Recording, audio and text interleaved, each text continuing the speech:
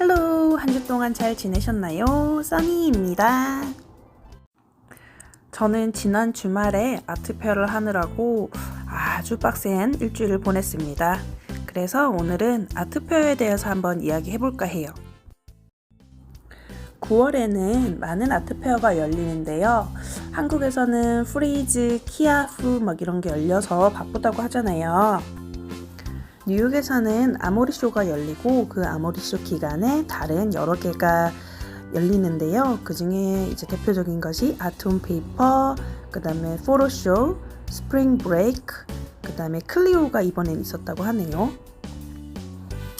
제가 일하고 있는 갤러리는 아톰 페이퍼라는 페어에 참여를 해서 이번 페어는 어땠고 어떤 작품이 있었는지 한번 천천히 리뷰 한번 해드릴게요.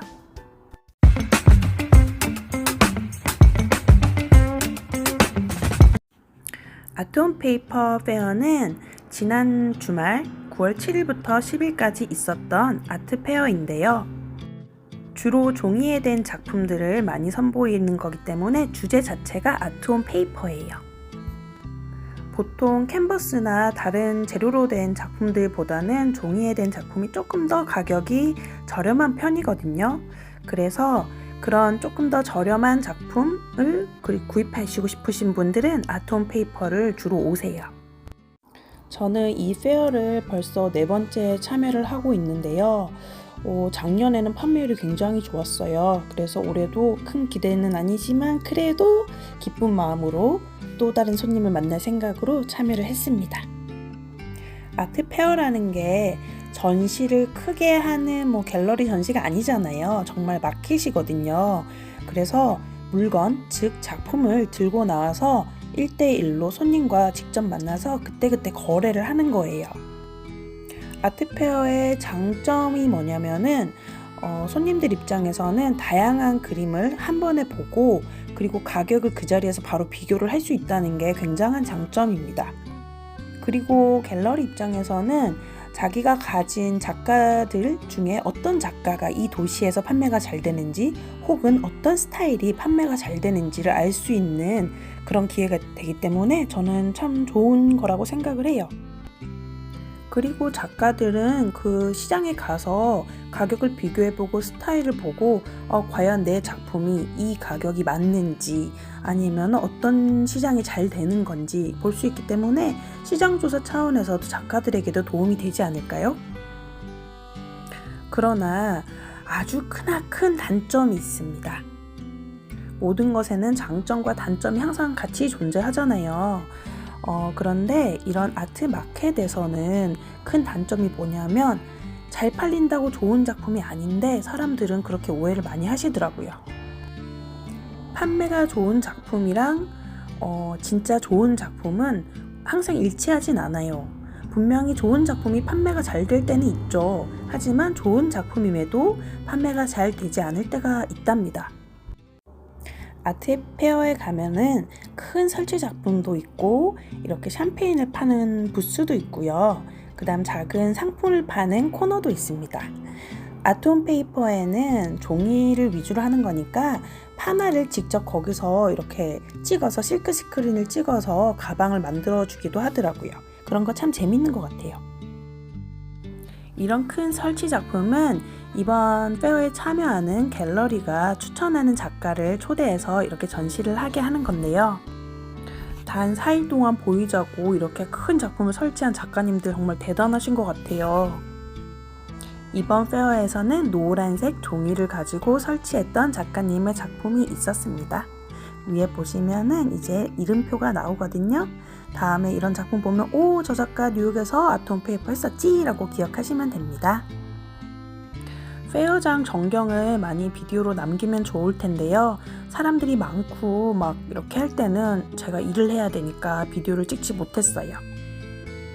아트페어는 하루 전날 이렇게 입장을 하게 해줘요. 그래서 작품을 설치하게 하고 그리고 나서 그 오프닝을 하고 나서 3일 동안 보통은 이렇게 행사를 진행하고 있습니다. VIP 오프닝 나잇을 포함한 4일 동안 정말 Hello, how are you? 이거를 한 수천 번 하는 것 같아요. 항상 웃는 얼굴로 이야기를 해야 되니까 얼굴에 조금 경련이 오기도 합니다. 저는 미술계에 꽤 오래 있은 편이어가지고 사실은 이제 보면 누가 살지 안 살지 조금 보이긴 해요. 솔직하게는. 작품을 살 것 같지 않은 사람인데도 너무 좋아서 작품을 열심히 보시면 저는 그것도 참 좋더라고요. 이 부스는 클라라 피알로라는 저희 작가님도 전시했던 부스인데요. 이 조각 작품 너무 귀엽지 않아요? 제가 만든 도자기 컵이랑 이 작가님 드로잉이랑 저 바꿨어요. 종이 작품 위주의 전시인 페어라서 대부분이 액자를 참 중요하게 생각을 한답니다. 어떤 부스는 한 사람의 작품만 가지고 전시를 하기도 해요. 그리고 작품 스타일에 따라서 벽에 색을 칠하기도 하고 벽을 조금 지어서 움직여서 공간을 더 만들기도 합니다. 작품을 처음 사는 사람들은 이렇게 묻곤 하더라고요.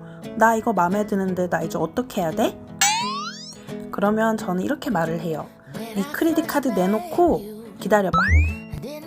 그리고 그 자리에서 바로 크레딧 카드 결제를 하고 작품을 싸서 챙겨줍니다. 작품이 좀 크거나 무겁거나 당장 들고 가기가 어려울 때가 있거든요. 그럴 때는 저는 보통은 제가 딜리버리를 해줘요. 제가 뭐 오늘 저녁이나 내일 내가 갖다 줄게 이렇게 해서 딜리버리를 하거든요. 그래서 페어 때는 친구도 못 만나고 약속도 잡을 수가 없고 좀 그래요. 그리고 페어가 항상 사람들이 바글바글한 게 아니거든요. 어떨 때는 굉장히 슬로우한 시간들이 있어요. 뭐 오후 2시, 3시 뭐 이럴 때 아니면은 저녁에 6, 7시 마치기 직전 뭐 이럴 때는 굉장히 슬로우해요. 그럴 때 저는 보통 책을 한 권 가져가서 책을 조용히 읽는 편이에요. 제가 막 사라 하면서 쳐다보고 있으면 관람하는 사람도 너무 부담스럽잖아요. 그래서 저는 관람객이 부스에 들어오면 인사를 하고 필요한 거 있으면 나 불러 이렇게 하고 난 뒤에 제가 책을 읽던지 핸드폰을 하든지 뭐 제 할 일을 하면서 그냥 좀 혼자 볼 수 있게 여유를 주긴 해요. 그런데 제가 사실은 되게 잘 파는 편이라고들 하시더라고요. 왜 그럴까요? 나는 막 사라고 한 적은 없는데. 작품에도 주인이 있거든요. 저는 어떤 사람이 어떤 작품을 보잖아요. 그러면 이 작품 이 사람한테 가겠네? 이게 느낌이 와요. 한눈에 뿅 반하는 게 눈빛이 반짝하는 게 보여요. 여하튼 페어를 여기저기 다니다 보면은 친구들이 생겨요. 다른 갤러리 사장님들인데요. 특히 저는 혼자서 아트페어를 많이 가기 때문에 아시안 여자 혼자서 막 무거운 작품을 들고 내리고 걸고 팔고 웃고 이거를 다 본 사람들은 깜짝 놀래더라고요. 그리고 친절한 나라 아니겠어요? 그래서 여기 있는 다른 부스 남자 스태프들 같은 경우에는 무거운 게 있거나 힘든 거 있으면 자기가 도와주겠다고 오셔가지고 되게들 많이 도와주세요. 고맙게도요. 그리고 자주 보고 인사하는 다른 갤러리들은 서로 초콜릿도 나눠 먹고 간식도 나눠 먹고 너는 오늘 판매가 어땠니? 요즘 분위기는 어떠니? 하면서 정보를 공유하기도 해요. 그리고 제 손님인데 저희 갤러리 그림을 별로 안 좋아하고 다른 갤러리 걸 더 좋아할 것 같은 경우도 있거든요. 그러면은 저는 다른 갤러리 걸 추천을 해요. 그래서 그 작품을 살 수 있게 도와주기도 합니다. 종이 작품이 주로인 페어이기 때문에 판화 작품이 되게 많았는데요. 판화는 프린트라고 표현을 영어를 하잖아요. 그런데 한국에서는 프린트를 그냥 인쇄한 종이 있잖아요. 그냥 인쇄한 것도 프린트라고 하고 진짜 판화도 프린트라고 하면서 어느 날 인쇄한 그림을 판화라고 부르더라고요. 그런데 그건 판화가 아니에요. 그건 진짜 그냥 인쇄예요. 인쇄 프린트. 판화 작품은 한 개의 이미지를 여러 번 찍을 수 있다라는 장점이 있잖아요. 그리고 그만큼 가격도 비싸지 않아요. 그거를 우리는 에디션이라고 부르는데요. 에디션이 몇 개인가 라고 항상 확인하셔야 됩니다. 알렉스 카츠 같은 경우에는 60개짜리 실크 스크린 판화 에디션이 있는 작품들이 주로 많아요. 요즘 판화하고 사진의 추세가 에디션 넘버를 작게 하는 건데요. 이가경 작가 같은 경우에는 에디션이 3개밖에 없어요. 결국에는 테크닉이 특이하고 힘든 과정이 있긴 하지만 판화도 하나의 아트 그림으로 인정받을 수 있도록 하기 위해서 에디션 넘버를 줄이고 있는 거죠. 여기 화면에 보이는 예쁜 아가씨는 제 대학원 동기예요. 바로 옆 부스여가지고 너무 재밌게 이번 페어를 지낼 수 있었어요. 저도 개인적으로 작은 작품들을 소장을 하고 있거든요. 컬렉팅을 하고 있어요. 그래서 항상 페어에 가면 이번에는 뭘 사볼까 하면서 엄청 천천히 구경을 많이 해요.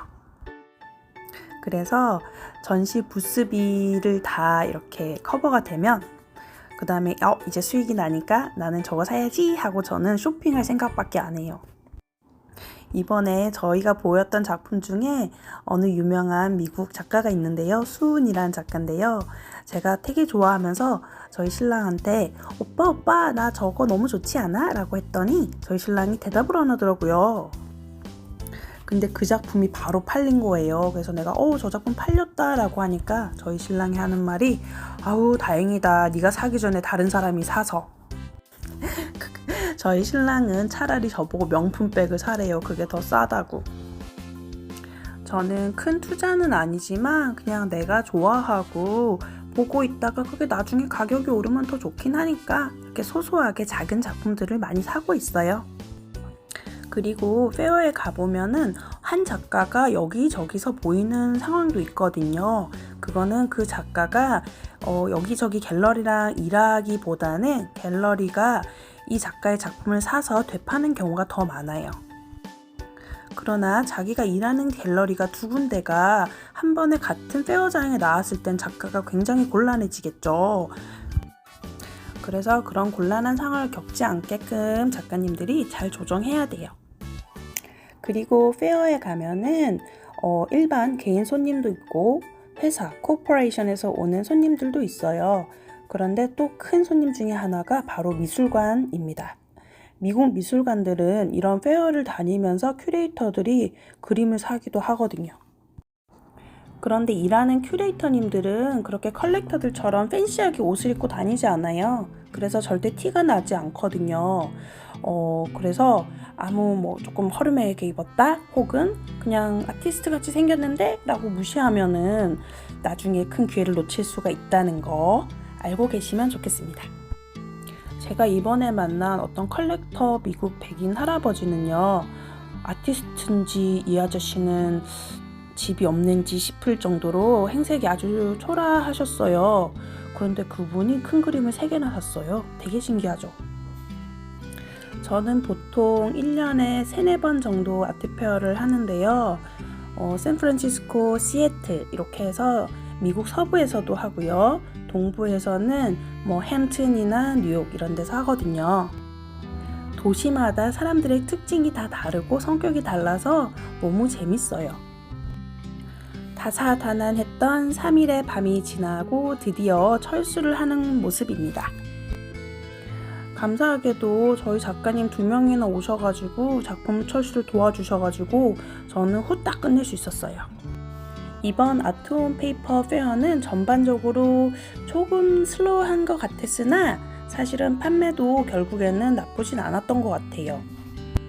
그럼 이제 고생한 나에게 즐거운 시간을 보내러 저는 이만 다음 주에 만나요.